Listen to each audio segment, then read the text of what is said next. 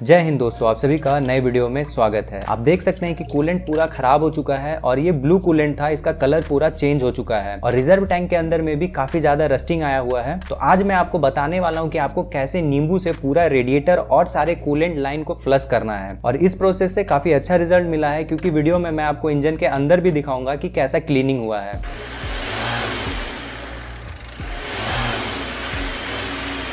तो फ्रेंड्स, अगर आप इस चैनल पर नए हैं तो चैनल को सब्सक्राइब कर लीजिए, क्योंकि यहाँ आपको ऑटोमोटिव रिपेयर, मेंटेनेंस और टेक्नोलॉजी से जुड़ी सारी इन्फॉर्मेशन मिलती है। तो सबसे पहले हमें ओल्ड कूलेंट को ड्रेन कर लेना है और ये देखिए काफ़ी गंदा कूलेंट निकला है और ये ब्लू कूलेंट था, ये पूरा ख़राब हो चुका है, इसका कलर भी पूरा चेंज हो चुका है। इसको मैं फेंकता हूँ, उसके बाद आपको नीचे दिखाता हूँ कितना कचरा निकला है। तो आप देख सकते हैं कि इतना इसमें से कचरा निकला है और इस रिजर्व टैंक के अंदर में भी पूरा रस्टिंग हो चुका है। तो हमें पहले रिजर्व टैंक को क्लीन करना है और रिजर्व टैंक क्लीनिंग का वीडियो का लिंक आपको ऊपर आई बटन और वीडियो के डिस्क्रिप्शन में है, आप वहाँ पे जाके चेकआउट कर सकते हैं। टैंक क्लीन करके मैंने फिट कर दिया है। अब इसमें पूरा ऊपर तक हमें पानी डालना है और इसमें हमें आरओ वाटर डालना है। अब हमें सारे नींबुओं से रस निकाल लेना है और इस नींबू के रस में हमें लगभग 15 से 20 ग्राम नमक मिलाना है।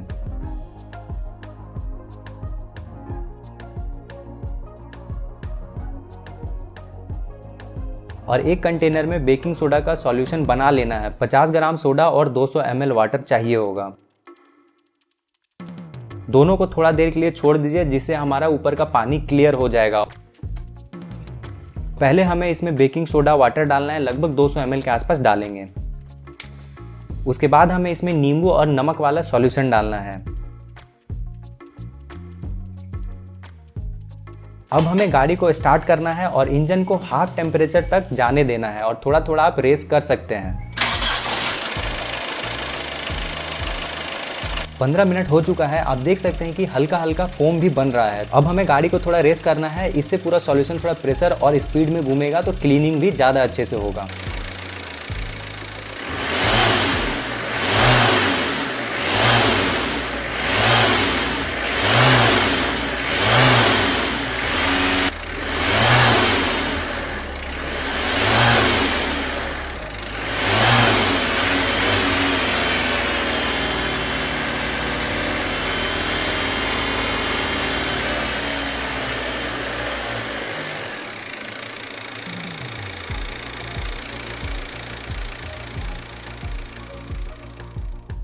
और आप देख सकते हैं कि अंदर का पानी पूरा गंदा हो गया है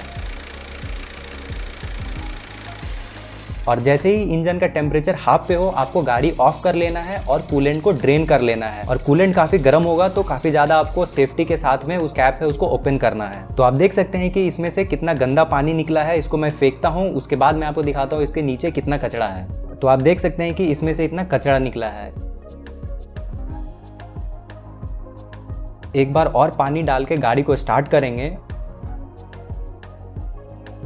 और आप देख सकते हैं कि टैंक के नीचे वाले पाइप से बबल निकल रहा है और ये होज आपका रेडिएटर के रिटर्न होज में डायरेक्टली कनेक्टेड है।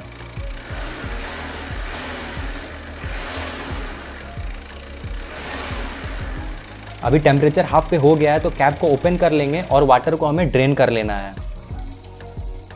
और आप देख सकते हैं कि पानी गंदा निकला है, बट पहले वाले से ज़्यादा क्लीन है। तो एक बार और पानी डाल के हमें इसको फ्लश करना है।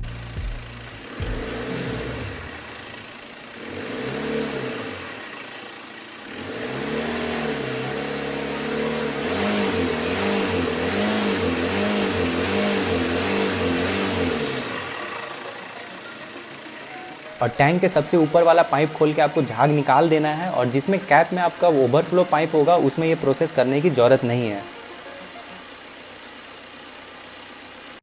और आप देख सकते हैं कि पूरा पानी क्लीन निकला है। मैं अपनी सेटिस्फेक्शन के लिए एक बार और फ्लश कर दिया और आप देख सकते हैं कि पानी पूरा ऊपर में भी क्लीन है।